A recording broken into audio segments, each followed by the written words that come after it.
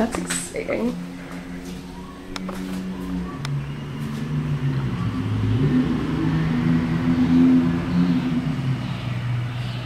Ooh.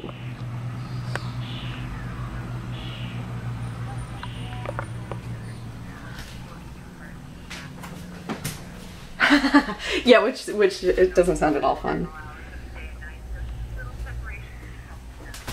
That's true. That's definitely, it's something I've run into with my job now, because some of the students that are still at the school, most of them graduated last weekend, but some of them still know me from when I was like my sister's sister coming to visit. So they knew me as a real person before they knew me as an authority figure,